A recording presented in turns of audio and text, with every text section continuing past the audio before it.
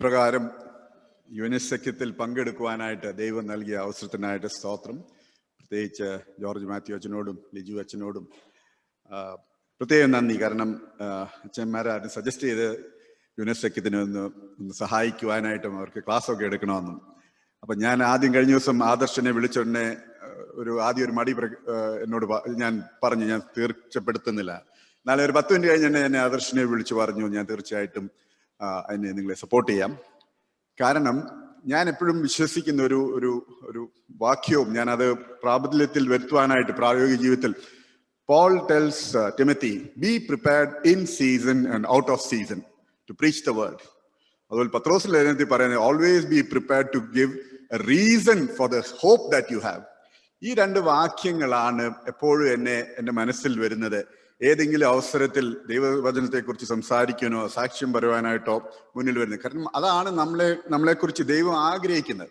അപ്പൊ ദൈവം ആഗ്രഹിക്കുന്ന കാര്യങ്ങൾ നമ്മളത് വളരെ കാര്യമായിട്ട് ശ്രദ്ധിക്കുകയും അതൊരു വാക്യമായിട്ട് വേദോസത്തിൽ നിലനിർത്തുക മാത്രമല്ല, അത് നമ്മുടെ ജീവിതത്തിൽ ഒരു ഭാഗമാക്കി തീർക്കുകയും ചെയ്താൽ മാത്രമേ ഉള്ളൂ നമ്മുടെ വിശ്വാസ ജീവിതം വളരുകയുള്ളൂ. അപ്പോൾ എൻ്റെ മനസ്സിൽ പെട്ടെന്ന് വന്നത് എന്താണ് സംസാരിക്കേണ്ടത്, ഏത് രീതിയിലാണ് ഇത് കൊണ്ടുപോകേണ്ടത്. അപ്പൊ എൻ്റെ മനസ്സിൽ വന്നൊരു ചിന്ത, ഞാൻ റോമാലേഖനം വളരെയധികം താല്പര്യമുള്ളൊരു ലേഖനമാണ്. കാരണം അതിലാണ് the fundamentals of Christian faith and doctrine Paulose വളരെ വ്യക്തമായിട്ട് വളരെ ക്ലിയർ ആയിട്ട് എഴുതിയിട്ടുണ്ട്. ഒരുപക്ഷെ ആദ്യമായിട്ട് അത് വായിക്കുന്ന ഉടനെ നമുക്കതൊരു ഭയങ്കര തിയോളജിക്കൽ ഡിബേറ്റ് ഒക്കെ ആയിട്ടൊക്കെ തോന്നാറുണ്ട്. എന്നാൽ നമ്മൾ അത് മനസ്സിരുത്തി ഒന്നിൽ കൂടുതൽ പ്രാവശ്യം വായിക്കുകയും ധ്യാനിക്കുമ്പോഴൊക്കെ ചെയ്യുമ്പോഴാണ് ദൈവാത്മാവ് നമ്മളെ പ്രേരിപ്പിക്കുകയും അതിന്റെ പൊരുൾ തിരിച്ച് നമുക്ക് മനസ്സിലാക്കുവാനായിട്ടും ഒക്കെ ഇടയാക്കുന്നത്. അത് എന്നെ അതുകൊണ്ട് റോമാലേഖനം എന്നാൽ ശരി, അങ്ങനെയാണെങ്കിൽ ഞാൻ റോമാലേഖനത്തെ കുറിച്ച് തന്നെ കുറച്ച് ക്ലാസ്സുകൾ എടുക്കാം. അപ്പൊ ഞാൻ അന്നേരം തന്നെ ഞാൻ ആദർശനോട് പറഞ്ഞു, ഇത് 1-2 ക്ലാസ് കൊണ്ട് തീരുന്നതല്ല, ഈ ലേഖനം വളരെ വലിയൊരു ലേഖനമാണ്. ഇവിടെ അച്ഛന്മാർക്ക് തന്നെ അറിയാം, അവരൊക്കെ തിയോളജിക്കലി ട്രെയിൻഡ് ആണ്. It is something which has a lot of depth. And may be 2-3 ആഴ്ച കൊണ്ടല്ല, തുടർന്ന് മുന്നോട്ടുള്ള ദിവസങ്ങളും we will see how we can take it forward. ഞാൻ ഇതാദ്യമായിട്ട് ക്ലാസ് എടുത്തത് 1996 ഞാൻ അബുദാബിയിലായിരുന്നു. അന്ന് ഞങ്ങളൊരു പ്രാർത്ഥനാക്കൂട്ടം സെപ്പറേറ്റ് ആയിട്ട് പുതിയ പ്രാർത്ഥനാക്കൂട്ടങ്ങൾ രൂപീകരിച്ചപ്പം ഞങ്ങൾ ഒരു പ്രാർത്ഥനാക്കൂട്ടം സയാനി ഏരിയയ്ക്ക് വേണ്ടി രൂപീകരിച്ചായിരുന്നു. അപ്പോൾ അങ്ങനെ വന്ന ഉടനെ അവിടുത്തെ ഒരു രീതി അനുസരിച്ച് പ്രാർത്ഥനാക്കൂട്ടങ്ങളിൽ അച്ഛന്മാർ എല്ലാ പ്രാർത്ഥനാക്കൂട്ടങ്ങളും പോകാറില്ല. ആഴ്ച ഏതെങ്കിലും ഒരു പ്രാർത്ഥനാക്കൂട്ടം 25-ൽ മേൽ പ്രാർത്ഥനാക്കൂട്ടങ്ങളുണ്ട്. അപ്പോൾ അവർക്ക് ഒരു 3-4 മാസം കൂടുമ്പോൾ ഒരു ടേൺ അനുസരിച്ചായിരിക്കും അവിടെ വരുന്നത്. അപ്പൊ അങ്ങനെ വരുന്ന ആത്മായക്കാരാണ് നേതൃത്വം കൊടുക്കുന്നത്. അപ്പൊ അങ്ങനെയാണ് ഞാനൊരു തീരുമാനമാണ് റോമാലേഖനം നമുക്ക് ഒരുമിച്ചിരുന്ന് പഠിക്കാം. അത് ഞാനും എൻ്റെ വായനയും ബാക്കിയുള്ള അങ്ങനെയാണ് ഞാൻ ആദ്യമായിട്ട് ഈ റോമാലേഖനം ഒന്ന് പൂർണ്ണമായിട്ട് പഠിക്കുവാനായിട്ട് ഇടയാക്കിയതും. ആ എല്ലാ അധ്യായങ്ങളും ഞങ്ങൾ 1.5 വർഷം എടുത്ത് അത് കവർ ചെയ്ത് പോകാനായിട്ട്. തുടർന്ന് പിന്നെയും ദുബൈയിലേക്ക് ഞാൻ ഷിഫ്റ്റ് ചെയ്തപ്പോൾ അവിടെയും ഞാൻ ഉണ്ടായിരുന്ന പ്രാർത്ഥനാ കൂട്ടത്തിൽ ഞങ്ങൾ റോമാലേഖനം തന്നെ പഠിക്കാൻ തീരുമാനിച്ചു. കാരണം ഞാൻ വീണ്ടും ഓർമ്മിപ്പിക്കുന്നത്, റോമാലേഖനമാണല്ലോ ഏറ്റവും കാതലായ ഉപദേശങ്ങളുള്ള ഒരു ലേഖനമാണ്. അതുകൊണ്ട് നമ്മൾ എല്ലാവരും പഠിച്ചിരിക്കണം. അത് ശ്രദ്ധ വെച്ച് വളരെ വളരെ ഡെലിബറേറ്റ് ആയിട്ട് പഠിക്കുവാനായിട്ട് ശ്രമിച്ചാൽ നമ്മുടെ വിശ്വാസ ജീവിതത്തിൽ ഓരോ പടിയായിട്ട് നമുക്ക് മുന്നോട്ട് പോകാം. അതുകൊണ്ട് ഇന്ന് റോമാലേഖനത്തിന്റെ ആദ്യത്തെ ചില വാക്യങ്ങൾ, എൻ്റെ പേഴ്സണൽ ഒപ്പീനിയൻ ഇതാണ്: വേദപുസ്തകം ഒരു അക്കാഡമിക് എക്സസൈസ് ആയിട്ട് നാം കാണാൻ പാടില്ല. It is a book of faith, and faith has certain dimensions which we cannot easily explain. അതുകൊണ്ട് പലപ്പോഴും അതുകൊണ്ട് ഒരിക്കലും ഈ ബൈബിൾ ക്വിസിന് വേണ്ടി ഉപയോഗിക്കുന്നതിൽ ഞാൻ പറയുന്നത് അത് ചെയ്യാൻ പാടില്ല. അതിനകത്ത് കുറച്ച് വർഷങ്ങൾ മുമ്പ് എനിക്ക് തോന്നുന്നു, ഞാൻ യുനെസഖ്യത്തിലൊക്കെ ഉണ്ടായിരുന്ന ശാലയംപള്ളി സമയത്ത് ആൾക്കാർ പറഞ്ഞ ഒരിടത്ത് ഒരു ചോദ്യത്തിൽ ഇതായിരുന്നു: മഹാത്മാഗാന്ധി ഇന്ന് വേദപുസ്തകത്തിൽ എഴുതിയിട്ടുണ്ട്, അത് എവിടെയാണെന്ന്. എല്ലാവരും ഞെട്ടിപ്പോയി, ഇത് എവിടെയാണ്, എന്താണ്?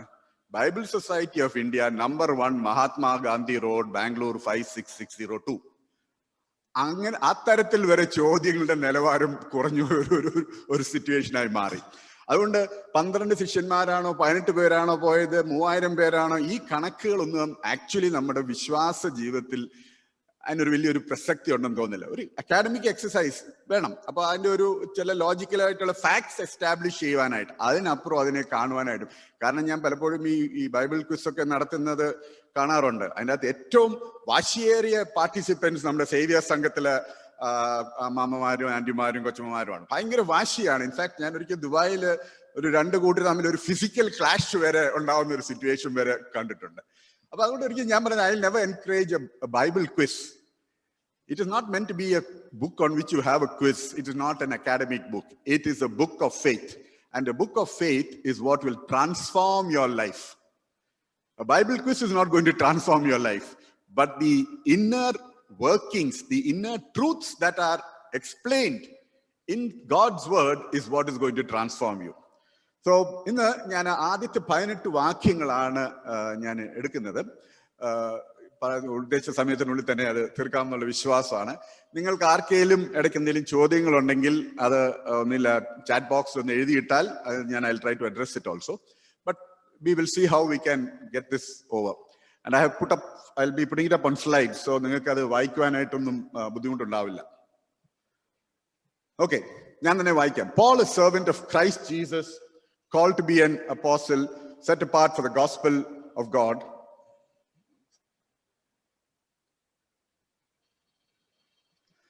The gospel he promised beforehand through his prophets in the Holy Scriptures regarding his son, who as to his earthly life was a descendant of David, and who through the Spirit of holiness was appointed the Son of God in power by his resurrection from the dead, Jesus Christ our Lord. പൗലോസിനെ കുറിച്ച് വായിച്ചിട്ടുള്ളവരും പഠിച്ചിട്ടുള്ളവർക്കൊക്കെ പ്രത്യേകിച്ച് അറിയാം.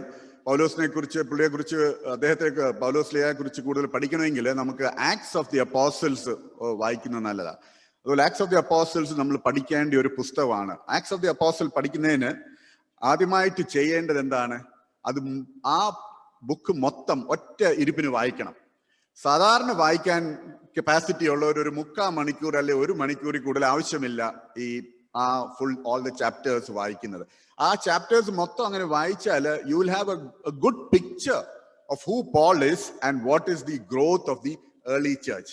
So it's my humble request that നിങ്ങൾ ഈ വരുന്ന ആഴ്ച അതിനുവേണ്ടി ഒരു ദിവസം കണ്ടെത്തി ഒരു മണിക്കൂർ മാറ്റി വെച്ച്, ഇത് ഇന്ന് എന്നെ ശ്രമിക്കുന്നതിലും അത് ഒറ്റയടിക്കൊന്ന് വായിക്കുന്നത് നല്ലത്. കാരണം അത് വായിക്കുമ്പോഴാണ് പ്രത്യേകിച്ച് പൗലോസിന്റെ ജീവിതത്തെക്കുറിച്ചും തന്റെ അനുഭവങ്ങളെ കുറിച്ചൊക്കെ വളരെ വ്യക്തമായിട്ടാണ് അവിടെ എക്സ്പ്ലെയിൻ ചെയ്തിരിക്കുന്നത്. So one of the biggest qualities, I would say the most outstanding quality of Paul is he was a man of humility.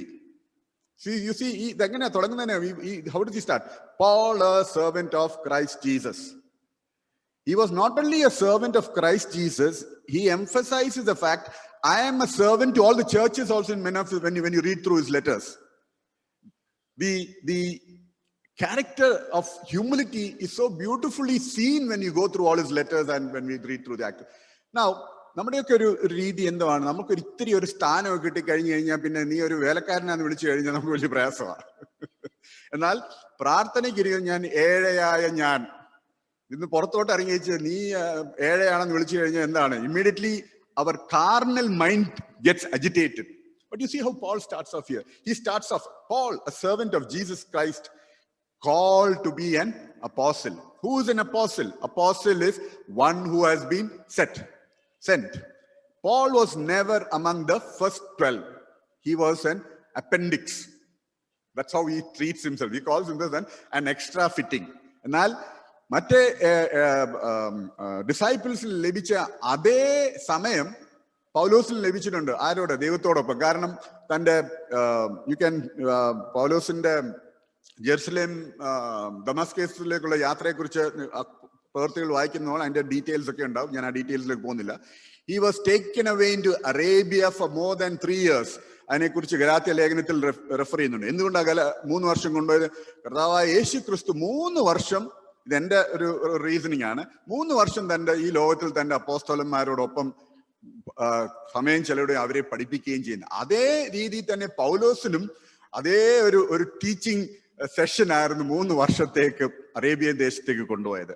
And we have to understand Paul, when he talks about himself being a servant and going to Arabia also, he was the best of the biblical scholars of that time. He was not just an ordinary person. He studied at the feet of Gamaliel. ആ കാലത്തെ ഏറ്റവും പ്രഗത്ഭനായ ഒരു Bible പഴയ നിയമ പണ്ഡിതനായിരുന്നു. ആ പണ്ഡിതന്റെ അടുത്തിരുന്നാണ് പൗലോസ് പഴയ നിയമത്തെക്കുറിച്ച് വളരെ ആഴമയായിട്ട് പഠിക്കുകയൊക്കെ ചെയ്ത്. അതുകൊണ്ട് പൗലോസിന്റെ ലേഖനങ്ങളൊക്കെ വായിക്കുമ്പോഴൊക്കെ തന്നെ നമുക്ക് മനസ്സിലാകാം, he connects very well to the Old Testament to the New Testament. And how was that possible? It was possible only because God had ordained that he also go through a 3-year discipleship exercise, so that the truths that he has learned from the Old Testament, he will be able to connect through Jesus Christ. Old Testament and the New Testament, the bridge is Jesus Christ. Jesus Christ is the fulfillment of everything that is written in the Old Testament. So Paul is very strongly emphasizing it. He says, Paul, a servant of Christ Jesus, called to be an apostle and set apart for the gospel of God. He is very clear on that. എന്നെ വിളിച്ചു, എന്നെ വേർതിരിച്ചു, എന്തിനാ? സുവിശേഷത്തെ കുറിച്ച് പറയുവാനായിട്ട്. And what is this gospel of God? Mark chapter 1 starts with this: the gospel is nothing but Jesus Christ. പൗലോസിന്റെ അപ്പോസ്തല പ്രവൃത്തികളും ലേഖനങ്ങളും എല്ലാം വായിക്കുമ്പോൾ his whole emphasis is on the deity of Jesus Christ. He acknowledges the humanity, but at the same time he says Jesus Christ is the Messiah that the Jews had been promised long ago. You don't have to look further than that. So Paul had a very clear understanding. അപ്പൊ ഈ റോമാലേഖനം തന്നെ തുടങ്ങുമ്പോൾ തന്നെ അറിയാം, I am a servant of Christ Jesus. He's very proud about it. I have been called to be an apostle and I have been set apart. And it was a very normal thing in those times to set apart people for a separate service. ഇപ്പൊ നമ്മുടെ ഇടയിൽ പട്ടക്കാരാണേലും അവരെ നിങ്ങളിൽ ഒരുവനെയാണ് ഈ ശുശ്രൂഷയിലേക്ക് തെരഞ്ഞെടുക്കുന്നത്. And once ഒരു പട്ട ശുശ്രൂഷ വന്നു കഴിഞ്ഞാൽ മേൽപ്പെട്ട ശുശ്രൂഷയ്ക്കാന്നേലും നിങ്ങളിൽ ഒരുവനെയാണ്. So it is one among you who has been set apart. And if you adopt that same principle here, you have been set apart for what? For the gospel of God. And what is that gospel? You have been set apart for Jesus Christ himself. He is your Lord. He is your Savior. Most of us understand Jesus Christ as our Savior who has saved us from our sin. But are we willing to acknowledge the fact that He is the Lord of your life? നമ്മുടെ ജീവിതത്തിന്റെ കർത്താവ്. He is the one on whom you are banking your entire life. Do you have that attitude? Have you developed that attitude? He is the Lord of everything that I possess and I will possess. Do we have that attitude? That is what we need to have, as Paul says, is we need to have the mind of Christ. So what does it mean? Our attitude is that we have to develop this attitude that Jesus is my Lord, not only my Savior. Yes, He's my Savior. He saves me from my sin. He saves me from my sickness. He saves me from falling. But faith journey is calling for you to declare Him as Lord of my life in every situation of my life. That's not very easy, because there are certain things we still want to hold back. And with this wrong notion that he does not understand this. So here is Paul, a person who says, I have been set apart for the gospel. There is nothing else in my entire life. In some of the epistles, as you read, you says, I count everything as loss for what I have gained by knowing what the cross is and what the cross has done for me. Verse 2, the gospel he promised beforehand through his prophets in the Holy Scriptures. I already talked about, which is the gospel. The gospel is numbered nobody else but Jesus Christ. You turn to Mark 1 and verse 1, it's very clear. The gospel of Jesus Christ. There is nothing else. There's nothing else you can add on to it. There's nothing you can subtract to it. The gospel is nothing but Jesus Christ. It is something which is unique.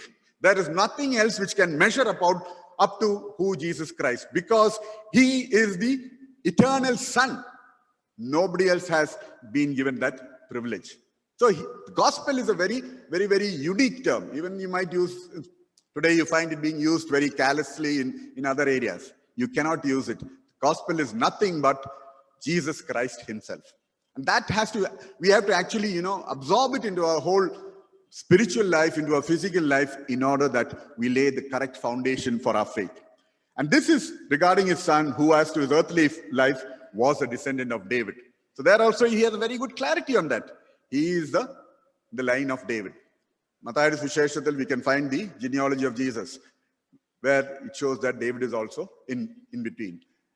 The throne of David. He will reign on the throne of David forever and ever. So Jesus Christ is in the physical genealogy of David. This is what Paul has clearly understood. And you see, these are his opening statements to show that he is grounded very well on the triune God himself. When you read first verse 4 again, and who through the Spirit of holiness was appointed a Son of God in power by his resurrection from the dead, Jesus Christ our Lord. You know, I remember there's a song which we sang before from Don Mine. You know, there's a song there are a few songs which he very strongly sings in the lyrics of like, Jesus Christ our Lord. You know, that's how it kind of ends. So you see how Paul has actually even understood what the Trinity is also all about. We find him talking about Jesus Christ being in the line of David. He brings in the sonship of Jesus Christ, of the Father, and then he says the Spirit. You see, a communion of the triune God is seen in these opening verses itself. Many a time we have a big struggle with the doctrine and concept of Trinity. I know it's not very easy to sometimes accept it. That's why I said faith is something far beyond what we can see. It is by faith. It is by faith. In fact, in our own personal lives, there are so many things which are happening on this world which we accept by faith. I have faith in the airline company that the flight will be there and that pilot will take me all the way to Pune. ആ കാര്യങ്ങളിലൊക്കെ നമുക്ക് വലിയ പ്രശ്നമില്ല നമുക്ക് വിശ്വാസത്തിൽ. എന്നാൽ വേദോസ്തി പറയുന്ന പല കാര്യങ്ങളും നമുക്കത് വിശ്വാസത്തിൽ അങ്ങോട്ട് എടുക്കുവാൻ ഇത്തിരി പ്രയാസമാണ്. Why? Because we are so used to seeing things by faith. Maybe ഈ ഫ്ലൈറ്റിനെ കുറിച്ച് ഞാൻ അത് ആദ്യമായിട്ടും പല വർഷങ്ങളായിട്ട് പറക്കുന്നത് കൊണ്ട് അതിലൊരു ഫെയ്ത്ത് ഡെവലപ്പ് ചെയ്തു. But faith in God is something beyond that. Faith in God is being able to put your faith in the unseen. And that is what Paul is very clearly saying. He talks about the triune God. He lays the foundation on where our faith has to begin. Unless we have this foundation, unless we have this clear understanding of who the triune God is, our faith journey will be faltering. Now, it is not that, keep on talking about, but it is something much more beyond that. Faith is a gift. ഒരു വരദാനമാണ്. എന്നാൽ നമ്മൾ അതിനെ ആ രീതിയിൽ അംഗീകരിക്കാറില്ല. We never look at faith as a gift. How many of us has really prayed, Lord, give me the gift of faith? We are very, very, very low in that. What is that Lord, give me the other gifts, the supernatural gifts, the faith of healing, the faith of talking in prophecies, the faith of doing miracles. But all this fundamentally comes to the gift of faith has to be there. And that is what Paul received when he had this encounter with Jesus Christ on the road to Damascus. And that's why he very clearly lays this foundation. The triune God is what I need. And it's based on this, everything gets built up. So this morning, I want you also who are listening to me to think in those terms. Do I have faith in the triune God? Or is it I'm looking for some certain external things? Yes, faith, you need some certain external things. You need some symbols or some substance. But we have to see beyond that. Because God, we know, is a spirit. And therefore, we need to understand him as a spirit and build our faith life based on that. Okay, let's move forward.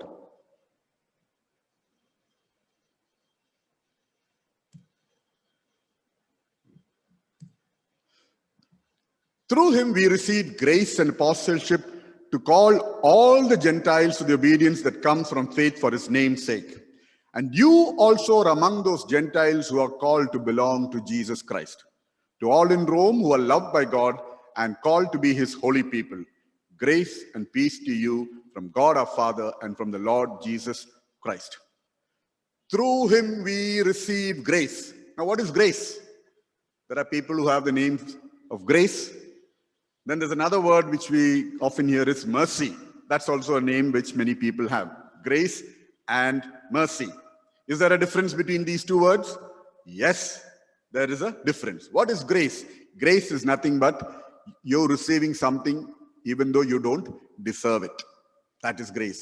And very commonly we use നമ്മുടെ പ്രാർത്ഥനയിലും ദൈവകൃപയും കൊണ്ട് ഞാൻ ജീവിക്കുന്നു. പക്ഷെ നമ്മളത് പറയുന്ന ഉടനെ നമ്മൾ യഥാർത്ഥമായിട്ട് അത് ഉൾക്കൊണ്ടുകൊണ്ടാണ് ജീവിക്കുന്നത്. Have we really, got it into our system, that we are really existing by the grace of God. See, we receive so many gifts which we do not deserve, but God is kind to us. He has compassion on us. So then what is mercy? Mercy talks about a person who deserves to be punished, but God, do not punish me, but please forgive me. നമ്മുടെ ലിറ്റർജിയിൽ ഒരു strong ആയിട്ടുള്ള ടേമിനാണ് കുറിയേലൈസോൺ. നമ്മൾ ആ കുറിയേലൈസോൺ ആ ഈണത്തിലൊക്കെ പറയാനായിട്ടൊക്കെ വളരെ പ്രാപ്തരാണ്, നല്ല രസമായിട്ടൊക്കെ കേൾക്കാം. But what are you actually telling?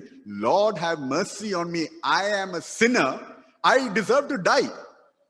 Please forgive me and take me with you. So this term grace and mercy, we have to have a clear understanding. It is also part of our faith journey. Understanding what is grace and understanding what is mercy. See, when we come for confession, do we really let our spirit commune with God and ask for this real forgiveness?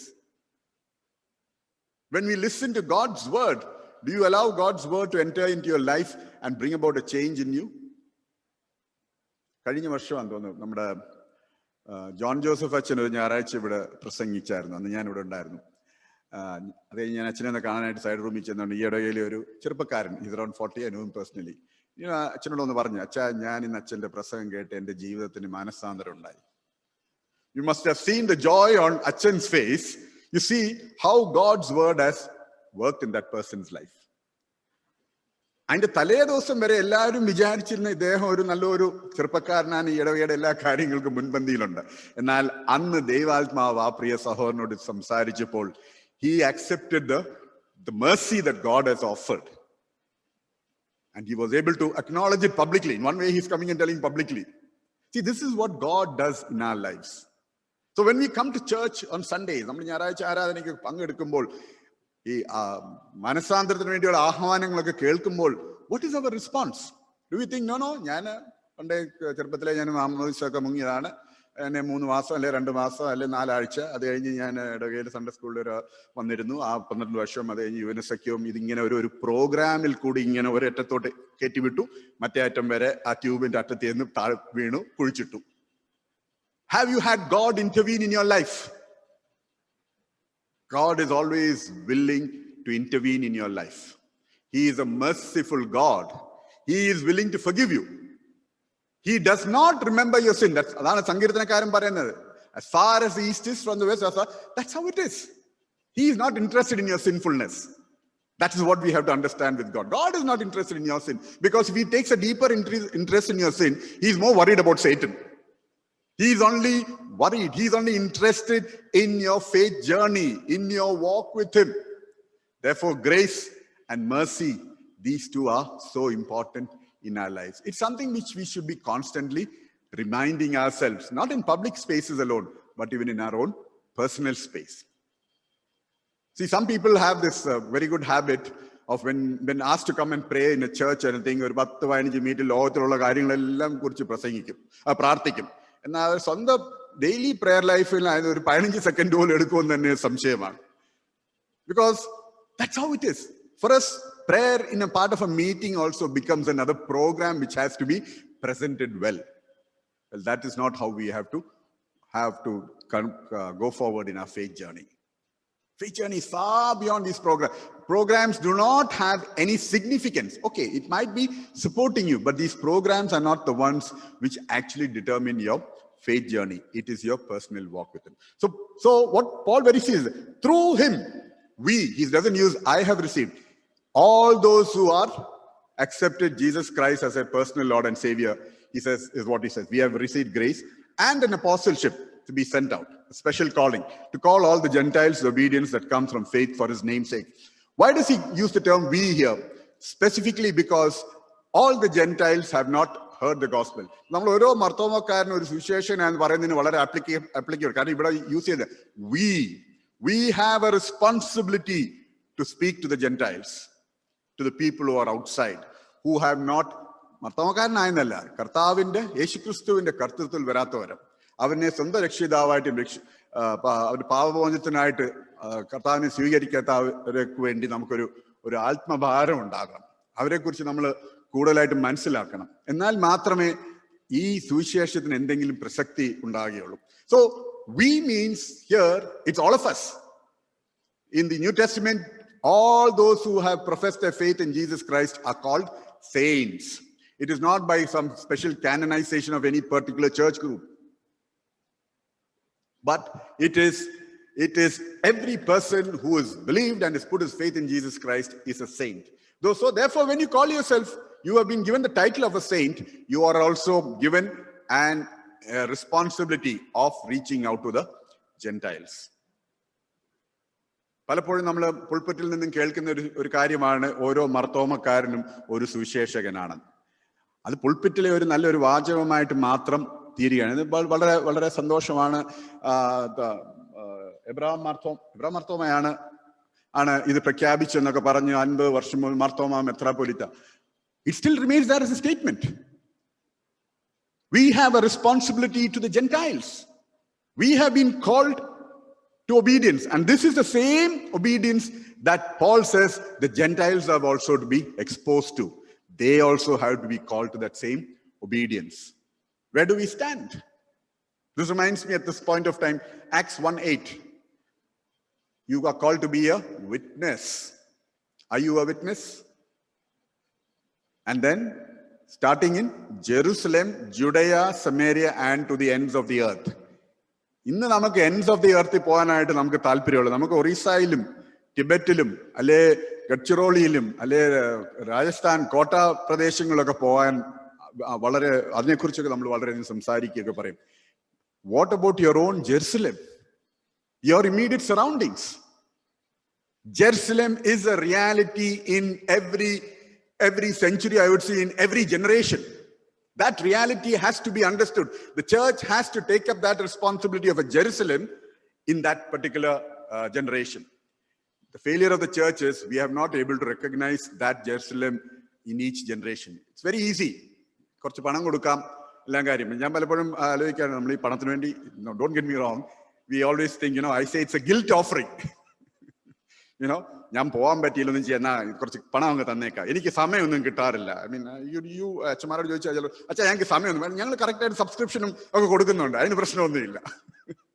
അതിൻ്റെ ഇടയ്ക്ക് പുൾപിറ്റിൽ നിന്ന് ഒരു ആഹ്വാനം വരെ ഈ മാസത്തെ ഇതൊക്കെ കുറഞ്ഞു, നിങ്ങളൊന്ന് സഹായിക്കണം. അപ്പോൾ ഓക്കെ, കഴിഞ്ഞ മാസം അച്ഛൻ പറഞ്ഞു, ഞാൻ പ്രത്യേകിച്ച് കേട്ടായിരുന്നു, അതനുസരിച്ച് ഞാൻ കൊടുത്തിട്ടുണ്ട്. I mean these are things. George Mathew അച്ഛൻ തല കുലുക്കുന്ന കാര്യം, അച്ഛന് ഒരു 40 വർഷമോളമുള്ള പ്രവൃത്തി പരിചയമുള്ളതുകൊണ്ട് ഇത് പലപ്പോഴും കേട്ട് ലിജു അച്ഛൻ ഇങ്ങനെ ഇതൊക്കെ കേട്ടിരിക്കുക. അച്ഛൻ സാരമില്ല, അച്ഛനും കുറച്ച് കഴിയുന്നുണ്ട്, ഈ രീതിയിലൊക്കെ ആൾക്കാരെ കാണും. See, we have a responsibility for our own Jerusalem. And which is your first Jerusalem? Your immediate family. And the larger family, your own close friends. Don't you have a concern for them? If you don't have a concern for them, who has a concern for them? We have been called to obedience so that we can call to obedience the Gentiles. Are we doing it? We have received grace. We have received mercy. And you also among those Gentiles who are called to belong to Jesus Christ. This letter was primarily written to address to the Roman diaspora. Now, biblical scholars say that the church in Rome was established by those who came to Jerusalem on the day of Pentecost, those who were there. Some of them went back to Rome and had their own church there. And Paul had only one single desire in his entire life, that I will be able to get an opportunity to stand before Caesar and preach the good news of the gospel. And that was his only desire in life. And God allowed that to happen. How? He sent him all the way as a prisoner. He spent time in prisoner, and then he got an opportunity to stand and speak before Caesar.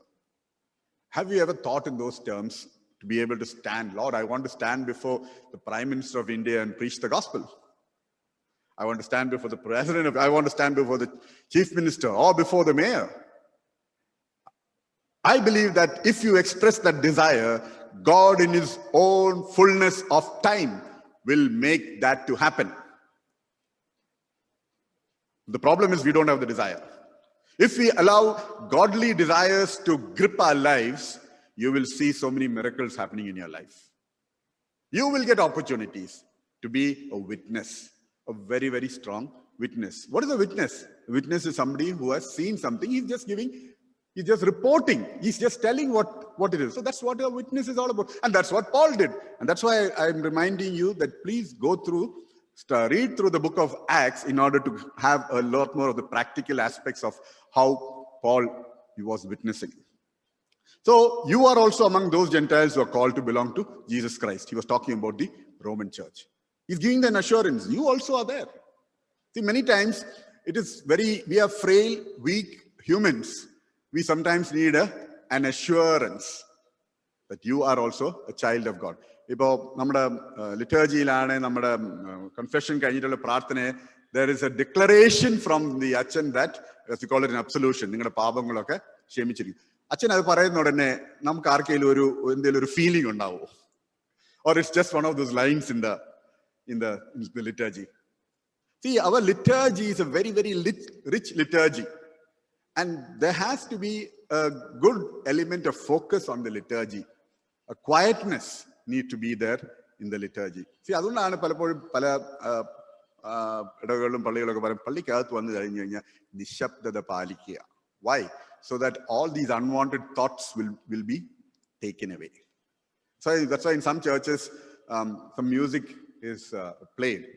ഇപ്പോഴും നമ്മുടെ ഉഷാൻഡി ഉണ്ടായിരുന്ന സമയത്ത് പുള്ളിക്കാരത്തി നേരത്തെ വന്ന് she used to, I don't know whether that practice is still there. നേരത്തെ ഒരു 10 minute നേരത്തെ വന്ന് she used to very softly music ഒക്കെ play ചെയ്യുമായിരുന്നു. But that itself will bring your mind. And in some churches, ഈ screen ഒക്കെ use ചെയ്യുന്നവരൊക്കെ, there are some verses which just keep scrolling down so that people can read it.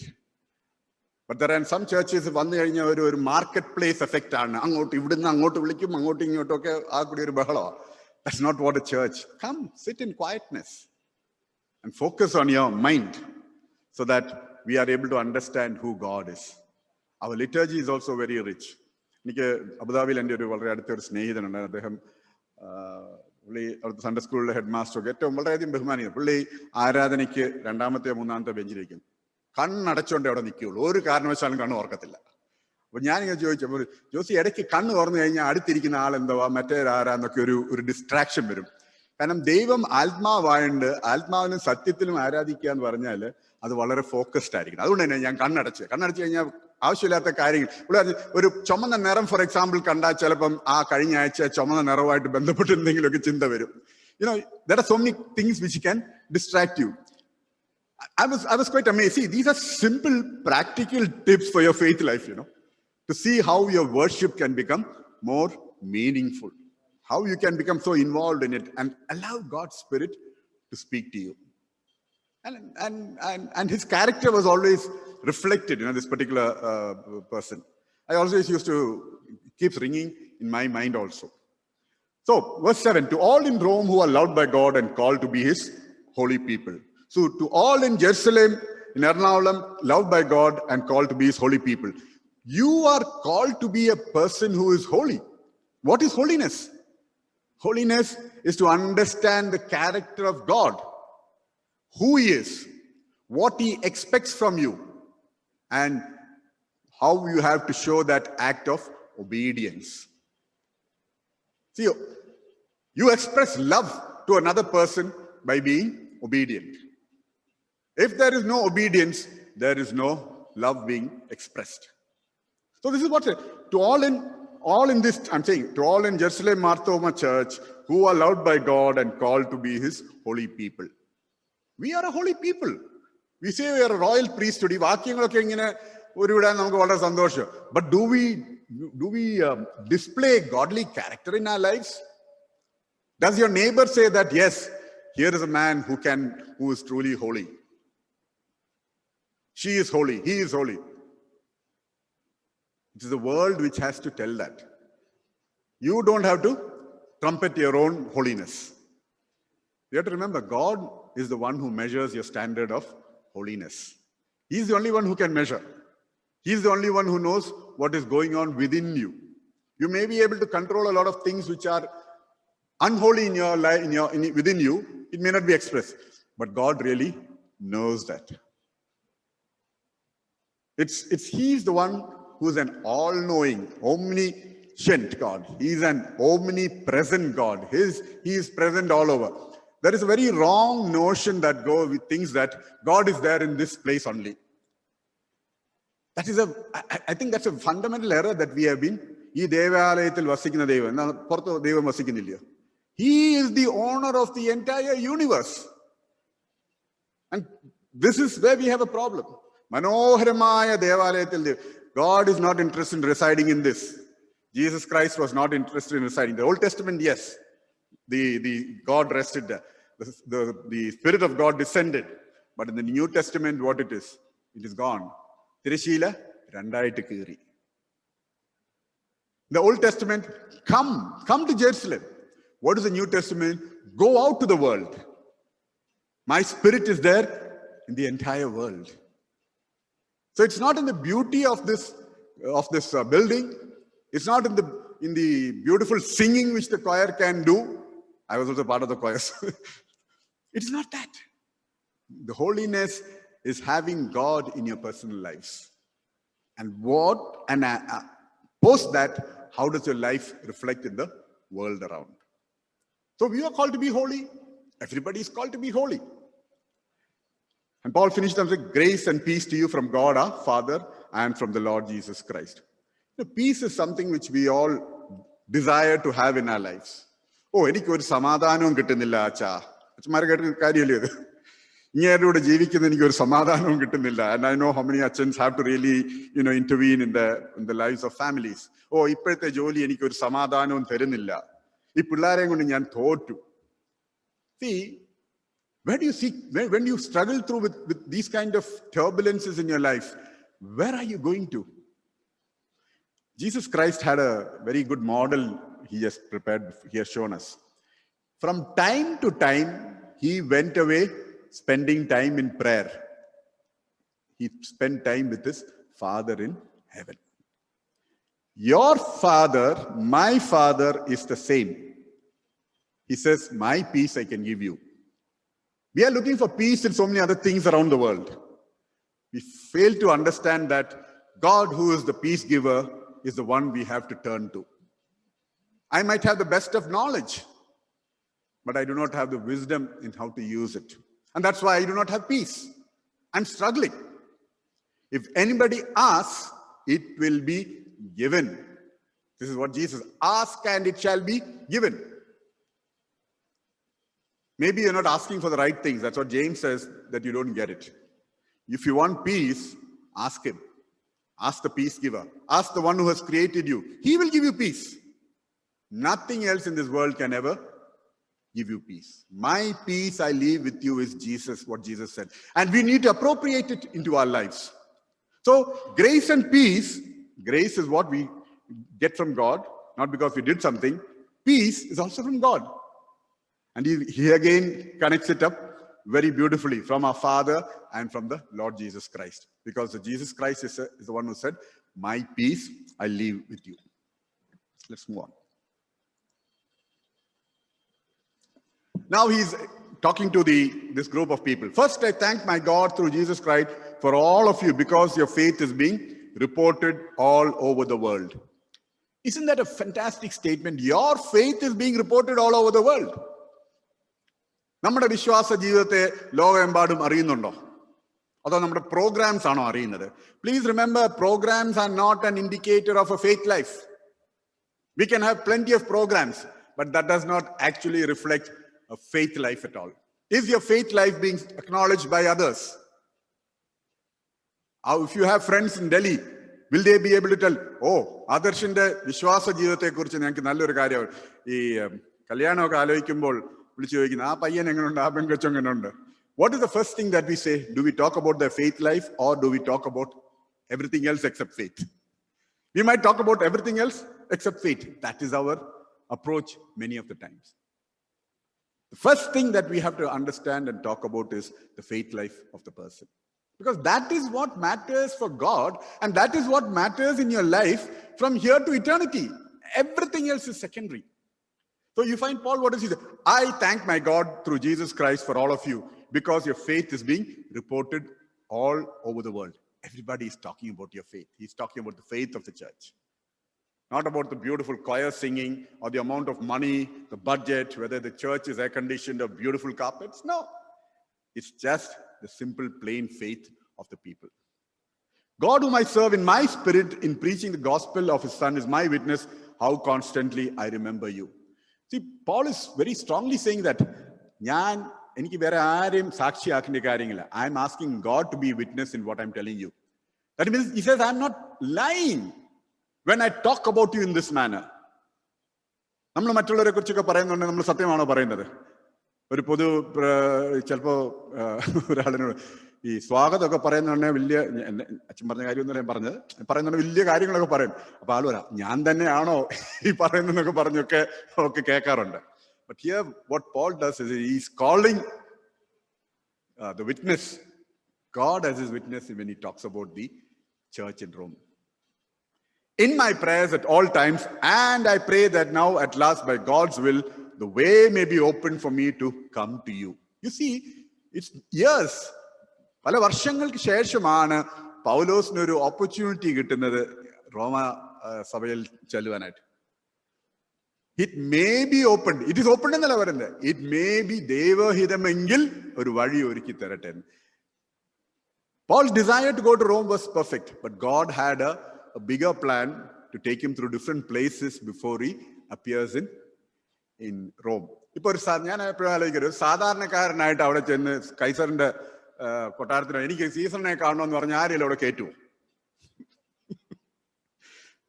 But when he's a prisoner, he's already in contact with the prison officials.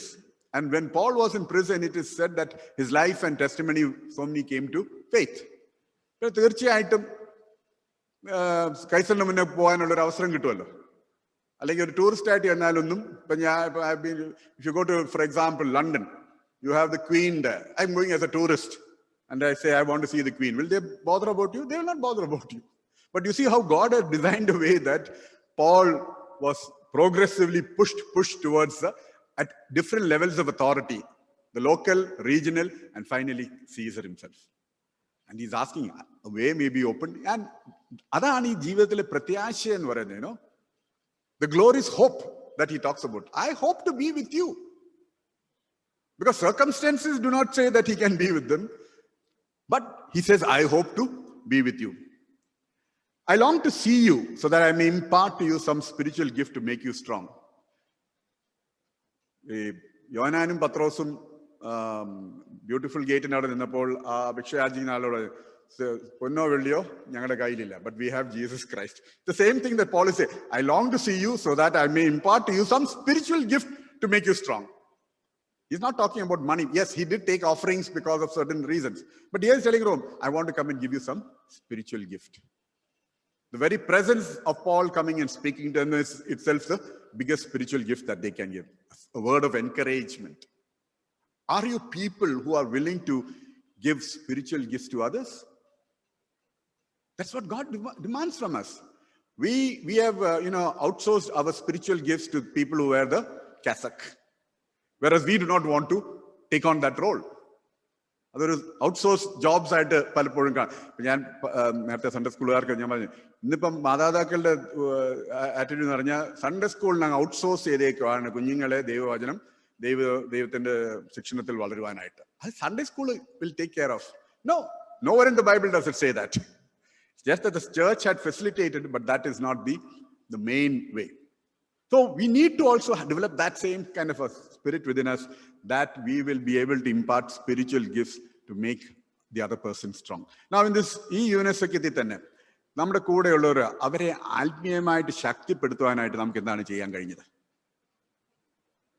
This should be a prayer. Lord, this coming month, can I do ഒരു ചെറിയൊരു കാര്യം എൻ്റെ കൂടെയുള്ള മറ്റ് സഹോദരങ്ങൾക്ക് അവരെ ആത്മീയമായിട്ട് വളർത്തുവാനായിട്ട് ഞാൻ എന്തെങ്കിലും ഒന്ന് ചെയ്യണം. I'll tell you, if you have that desire, sincere desire, God will give you an opportunity. Use that opportunity. You will see the greater glory of God. The problem is, our desires are somewhere else. Our desires don't go line in with God. God's desire is that we are spiritually nourished. And spiritual growth has a very uniqueness. There has to be a deliberate effort. Physically നമ്മൾ വളരും, ആവശ്യപ്പെട്ടാലും ഇല്ലെങ്കിൽ നമുക്ക് നേരത്തിന് സമയത്തിന് ചാപ്പാട് കിട്ടും, നമ്മൾ കഴിക്കും. അങ്ങനെയാണല്ലോ അതിൻ്റെ ഒരു ഇന്ന കൃത്യസമയത്ത് ബെല്ലടിക്കും, അല്ലെ വീട്ടിലാണെങ്കിലും അതിനൊരു സമയമുണ്ട്, ആ സമയമാകുമ്പോൾ ഭക്ഷണം വരും. Mentally also, we have a situation where we are sent to school, we go to college, and as we grow older, we get books and we get training, so many other programs. But in the spiritual dimension, it is not the outside world which is going to push you in. It is your personal desire. You need to have a personal, intentional desire to grow spiritually. അതില്ലെങ്കിൽ നമ്മൾ അവിടെ മരടിച്ച് കിടക്കുകയുള്ളൂ. The body and the mind, the external world will has programmed for you to grow. But the spiritual dimension of your life, it is your personal decision. You have to make an intentional effort. You have to make an intentional effort to pray. You have to make an intentional effort to study God's word. Not just read God's word, study God's word. You have to make an intentional effort to be a witness. These are all things which come within you. And that's how you can give some spiritual gift to make the other person strong. So it is that inner man which needs to be fortified. It is the inner man's faith journey which matters. And when you have that faith journey, it's part of the faith journey, the growth is that you are also sharing out your spiritual experience to those who are in need. So if I put this challenge before you in the next 1 month, ask the Lord, Lord, give me one occasion where I can encourage or strengthen my fellow Yonasakim believer, or the fellow member. God will give you an opportunity. And if God has given you that opportunity, I would say use it, seize it, use it. He doesn't give opportunities at all times. When the rod is hot, you strike the iron. God gives you. Use it. You will see that you will see something greater coming into your life the next time. And what is Paul? You look at the humility. That is, you and I may be mutually encouraged by each other's faith. See, faith is not a one-man journey. No, it is together. It is not me. It is us. Faith is a journey which is an us. It is not an I or a me. Today we are living in a generation where I and me are so much shouted out. I did this, I did that. Me, ma, there's nothing more than that. That is not what the spiritual journey is. It is together. We are in this together. And we will be able to mutually grow together. Because we have only one goal. That is to glorify the triune God. And that's where this whole we-ness come together. And the I-ness will start going down. I do not want you to be unaware, brothers and sisters, that I have planned many times to come to you, but I have been prevented from doing so until now. He had the desire to go to Rome, in order that I might have a harvest among you, just as I have had among the other Gentiles. The term harvest is nothing new for Paul, because Jesus himself had talked about the harvest in the gospel, both in Matthew and Luke. He says, there is a harvest of what? People who have to hear the gospel. That's what he said. And that's what Paul says. I want to come. I want to share the gospel. I want to give the good news to people around. And that harvest of people coming to faith is what it's all about. And that's why today in modern terminology, that is what Jesus Christ has said. He wants us to be his servants who are willing to take part in this harvest.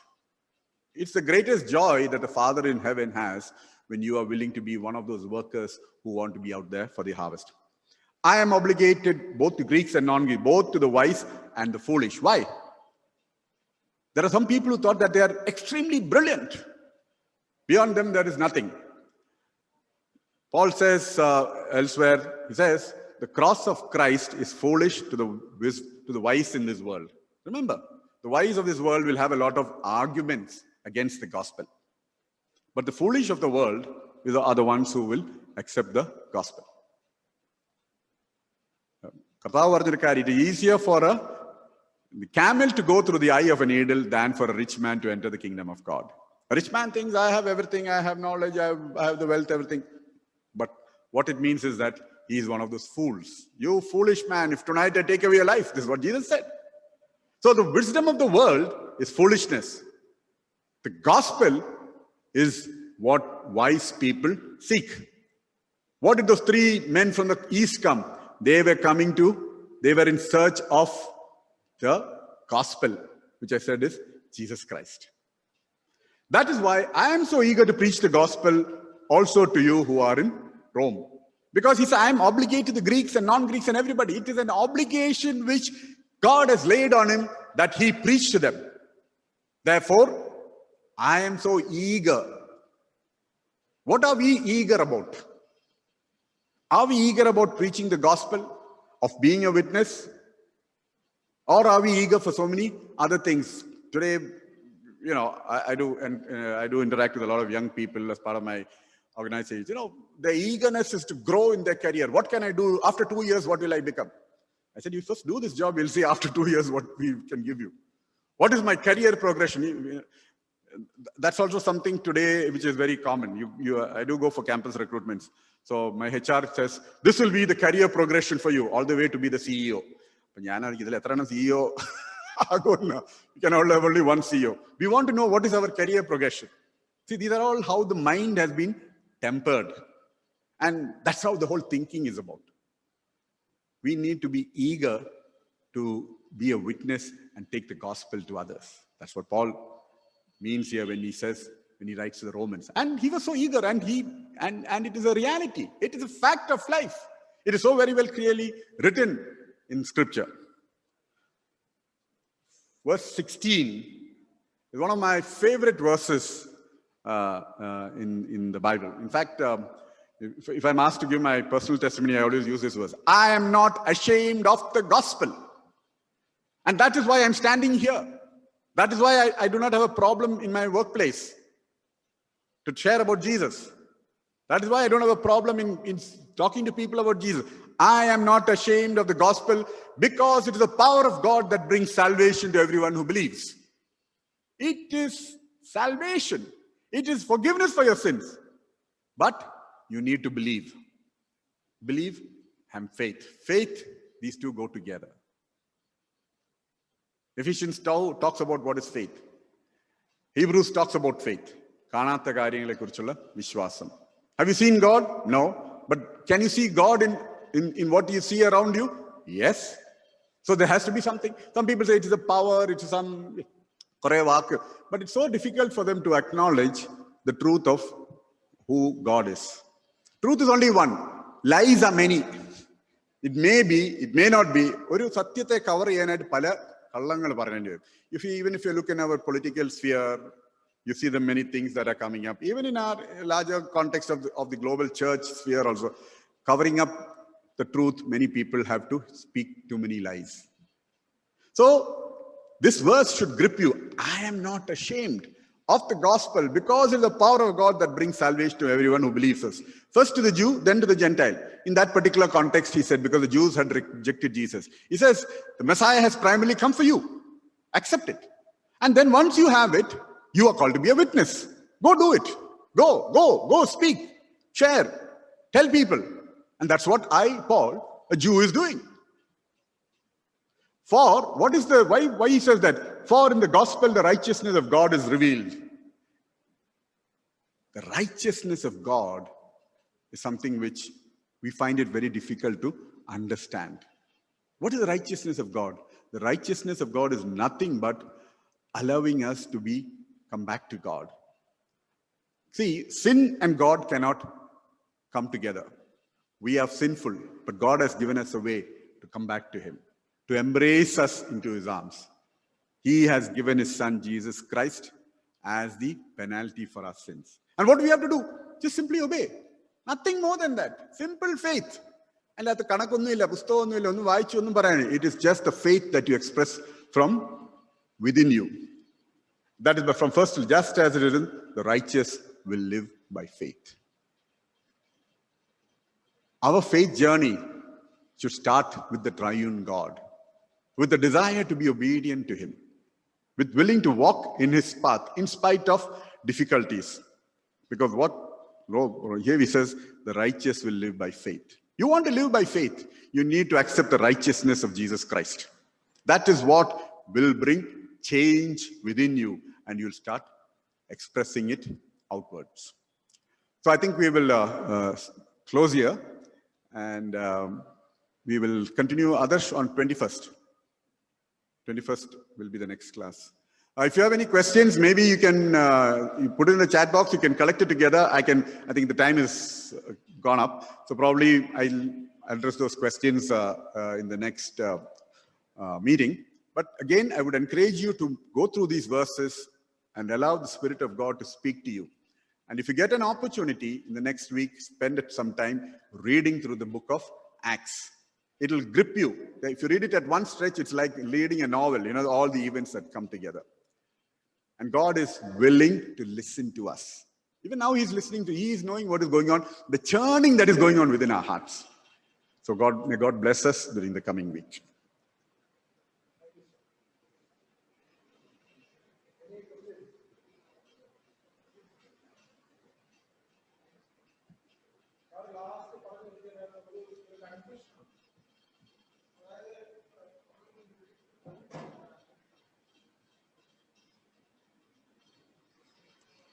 Believers to the Jew first and also to the Greek. Why first Jews?